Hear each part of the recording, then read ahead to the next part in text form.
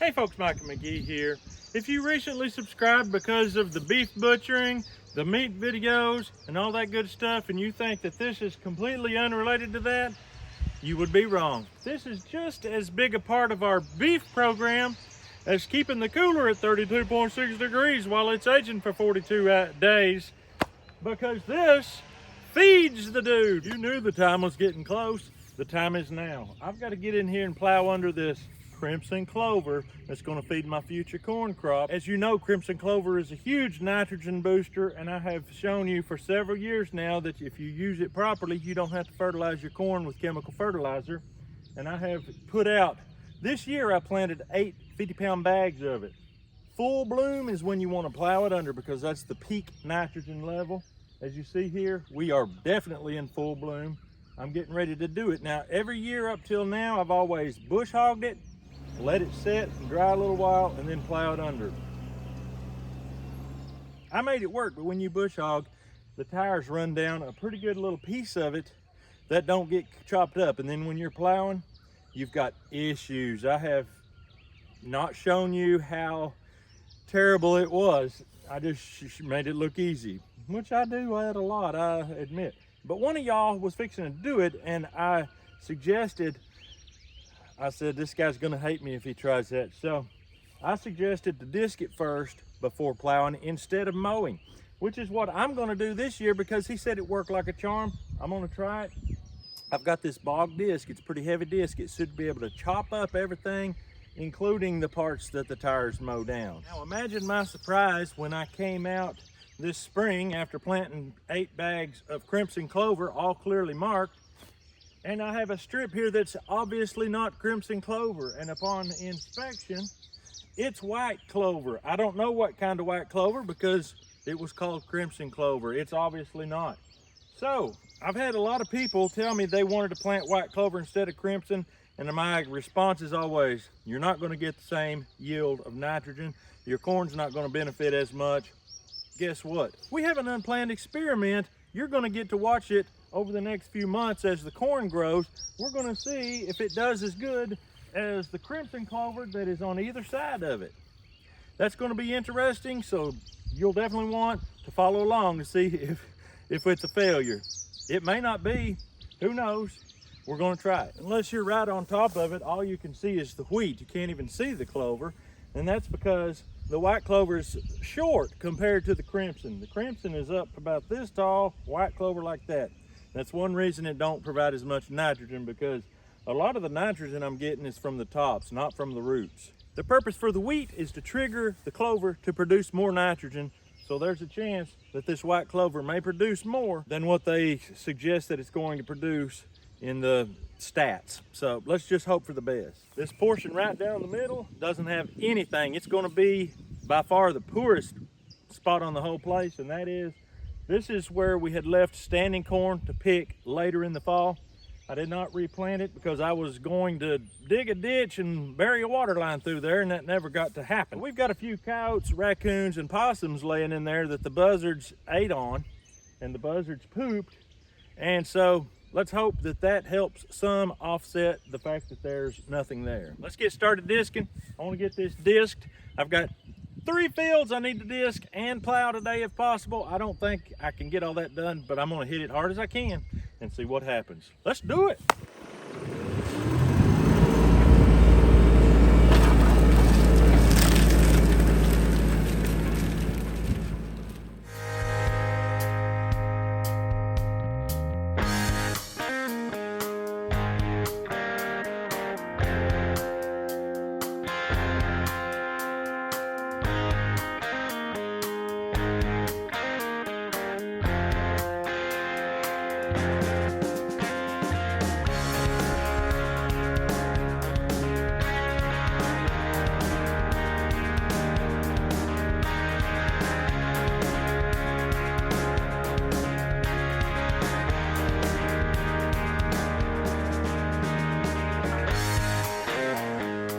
Seems to be disking up very nicely.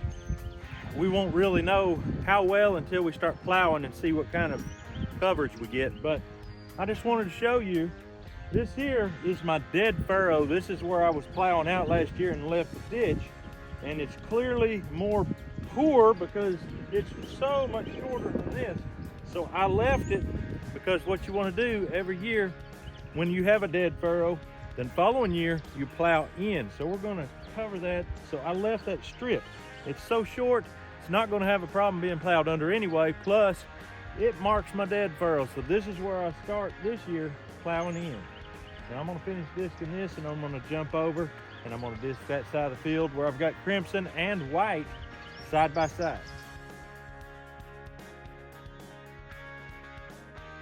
Here you can see the difference. Deep, thick, luscious crop. Literally 2 feet deep of clover and wheat. And right here, the wheat's the same, but the clover is about 6-8 inches. That's pretty puny for clover. I don't recommend white clover. This is completely unintentional, but we're going to see what happens in the corn crop. Let's get back to work and disc his under.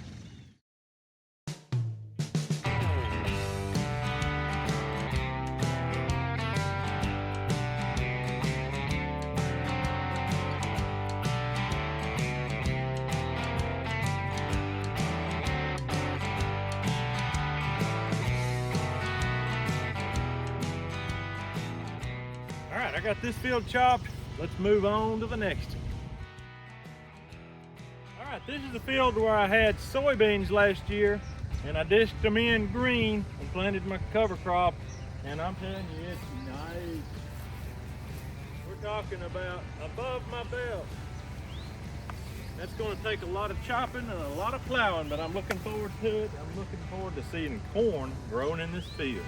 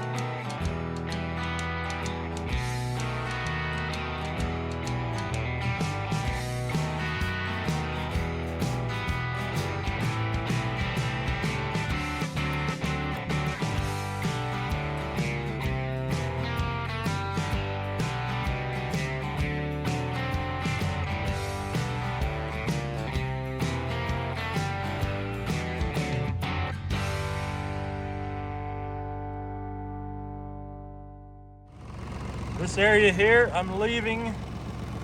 It could be for the wildlife and for the bees. All right, I'm finished disking everything over here on this side of the property. It's time to go do the side towards the house where we keep our silage pile.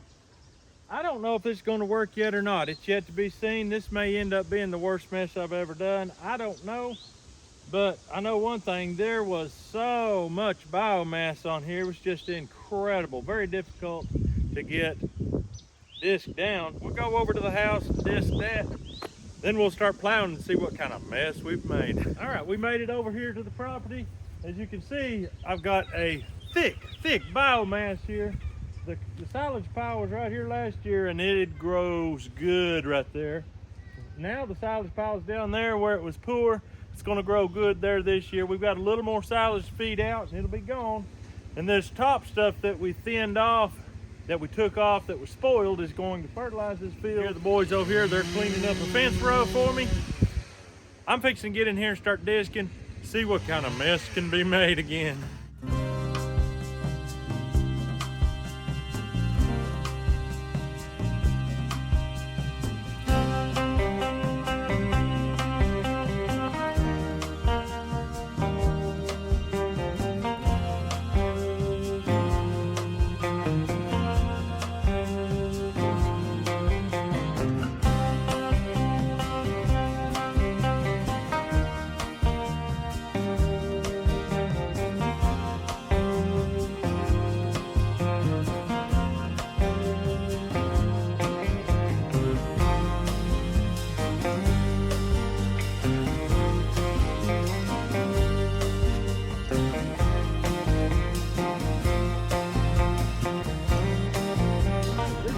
call the moment of truth.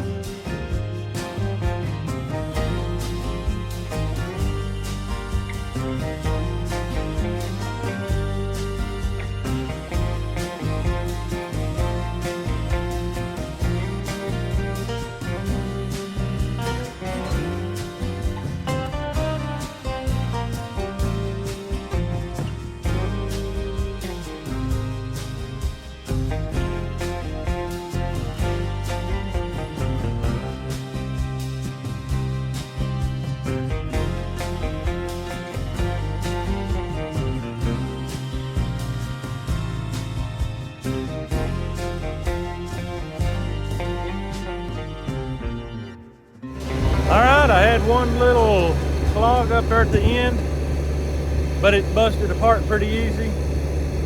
I'll keep you up to date on how it's going.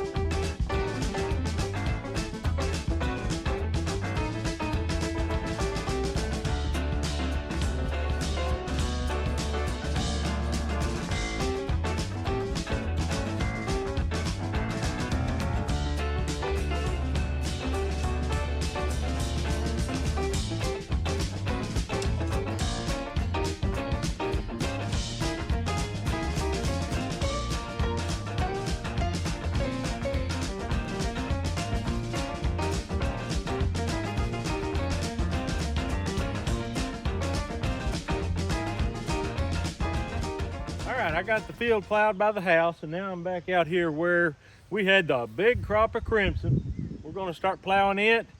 I'm going to have to shut this furrow back where I had my dead furrow last year.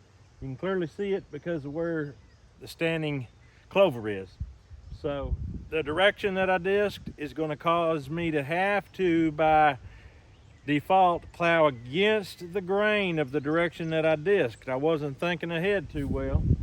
Let's hope it does as well as the other field. Over there, I plowed with the grain and against the grain with perfect success. I didn't have any plug ups to where I had to get off the tractor and manually unplug it. That's what I'm going by. And that little plug that happened at the very beginning of the plowing, that was so minor it didn't amount to nothing. So let's get in here, let's get to plowing and see how it turns.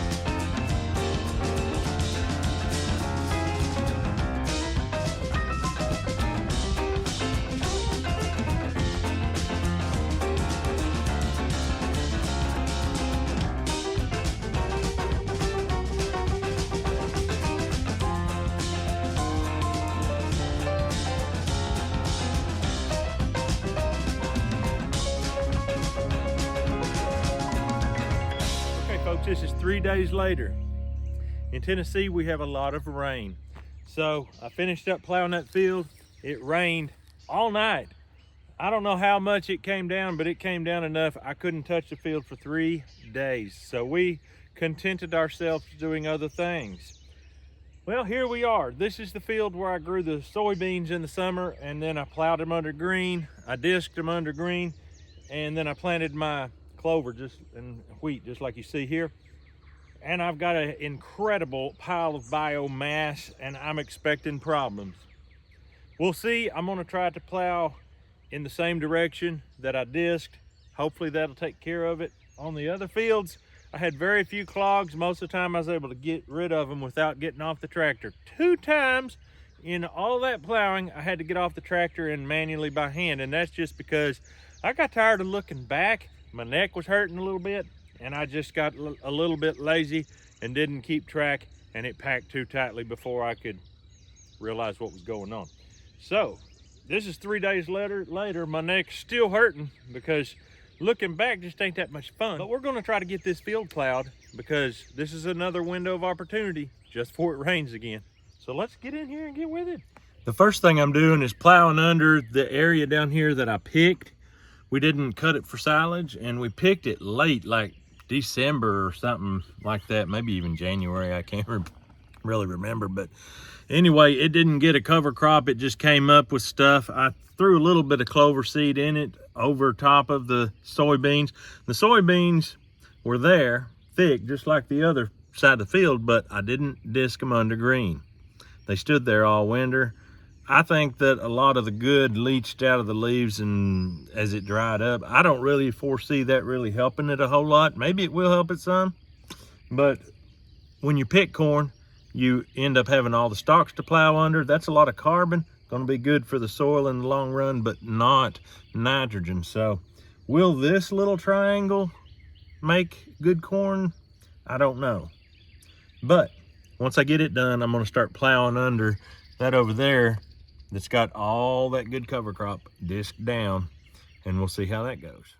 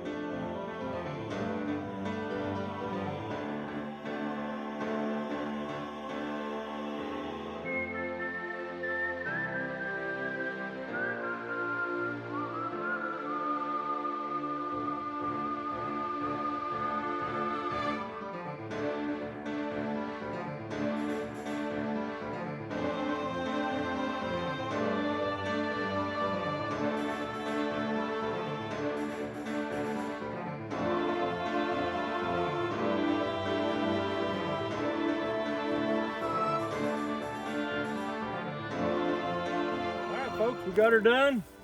One thing I can tell you absolutely for certain after doing this field as thick and heavy as it was, you definitely want to plow in the direction you disc if you do this method. If you mow, you probably should do the same thing. Always plow in the direction you mow, because a lot of that's laying over. And in the case of being disked, a lot of it still had the roots in the ground, so whenever it would start to bog up in the plow, the roots held it still so that the plow could come on through and fold it under. That worked out pretty good. On this field, I did not have to get off one time and unstop it by hand, but I had to back up and get it dislodged multiple times, especially on the end over there where I had to plow across the grain from where I had disked it. In parts of it, I had to plow against the grain directly towards where I disked it. That was the worst. But this section here, I was able to plow in the perfect direction with where I disked it, and it worked out absolutely perfect. Just keep that in mind if you try this. You're definitely going to have to watch it. It's a downside to growing this heavy of a biomass cover crop. That's the downside. The upside is once you get it in the ground, you've got it there and it's going to feed your corn all summer long. It's like a time release machine, and it's just going to be throwing that nitrogen to it unbelievably so. We're going to get to watch this section, and we're going to get to watch it side by side with this section that didn't have any. Hopefully that section will grow it just as good. It had just a, well, it did have a little bit in it, but not much at all. This here was just absolutely loaded. Another downside to plowing under this much biomass is if you plant right away, you could kill your seed, because that biomass really generates heat under the ground as it's beginning to decompose. So you need to wait a good week before you plant. And sometimes that's aggravating. I don't know about you, but I'm looking forward to the corn crop this year. See how it goes. But that's all we've got for you today. We hope you have a great day. We'll see you on the next video.